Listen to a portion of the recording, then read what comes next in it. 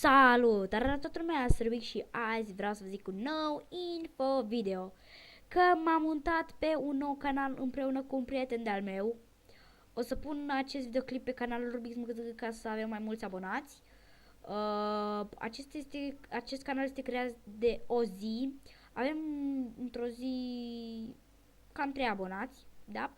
Ne-am abonat la canale, cam astea sunt toate canalele care ne-am abonat.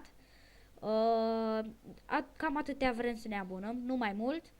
Bun, dacă vreți să ne susțineți, nu ezitați să dați like, subscribe and rate, comment și share dacă vreți să ne susțineți. Eu am fost Rubix cu canalul iMelonyMC, vom face și o alianță, nu știu, alianța pepenilor, alianța nu știu cum.